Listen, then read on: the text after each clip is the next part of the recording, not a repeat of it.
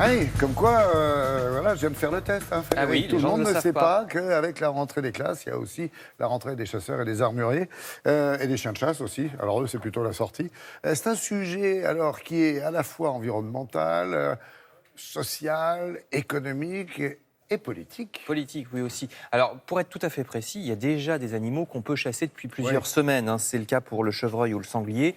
L'ouverture générale, l'Alsace-Moselle, c'était le week-end dernier. Ensuite, ça sera la Corse le 1er septembre, puis le sud de la France le 8, la moitié nord le 15. Vous trouverez tout ça sur le site web de l'Office national de Si la vous avez chasse. oublié les dates, il suffit d'ouvrir l'oreille et vous Ouais. entendrez les coups de feu. Vaut mieux le savoir avant d'aller faire une promenade en sûr. forêt. Alors, vous le disiez, tout ça est politique, surtout depuis qu'Emmanuel Macron a décidé de diviser par deux le prix du permis de chasse, qui était de 400, qui est passé à 200 €. On dit d'ailleurs que c'est une des raisons pour lesquelles Nicolas Hulot avait quitté le gouvernement. Pour les chasseurs, bien sûr, c'est une bonne nouvelle. Le permis de chasse national à 200 € devient à peine plus cher que les permis départementaux qui sont généralement à 150. Alors, on soupçonne toujours l'arrière-pensée électorale de la part des hommes politiques parce qu'il y a en France plus d'1 million de chasseurs. Vous allez voir les chiffres, ça ce sont des permis de chasse. Voici les chiffres. 1 million de chasseurs à jour de leur permis de chasse, 3 millions en tout. Alors avec leur famille, ça fait un certain poids électoral. C'est la 3e fédération en termes de nombre de licenciés.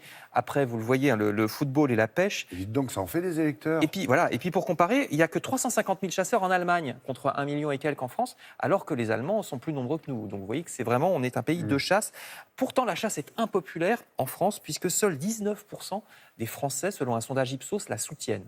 Alors, impopulaire en France, je comprends hein, ce que vous dites, sauf que dans le monde agricole, en général, on aime bien les chasseurs pour différentes raisons. Alors oui, c'est vrai qu'il y a les dégâts des gibiers. Ben oui, Exactement. les champs de maïs, Les sangliers, les cerfs qui même peuvent être un problème dans certaines régions, parce que les cerfs, ils adorent manger les jeunes pousses des arbres, sûr. par exemple. C'est surtout les sangliers le problème, hein, on va voir Oui. ces images. Voilà, ils sont connus pour pouvoir dévaster un champ de maïs en quelques minutes, hein, les sangliers. Oui, on parle de maïs parce qu'il y en a encore sur pied en ce moment. Voilà, il y a Les les autres, légumes, les jardins même de particuliers, vous voyez hein, sur ces images. Alors, il y a un mécanisme d'indemnisation. Vous voyez ici, c'est un expert des chasseurs qui vient voir justement pour indemniser ce maraîcher.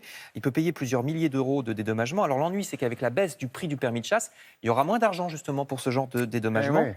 Et puis, alors, les agriculteurs disent aussi, attention, les chasseurs nourrissent les sangliers. Alors, au départ, il s'agit de les nourrir pour qu'ils évitent de manger les champs de maïs, sauf qu'en fait, ça les fait pulluler, disent la FNSEA. Enfin, les gens de la FNSEA, ils ont rencontré la Fédération de chasse hier, justement pour parler de ce problème. Très bien. Voilà.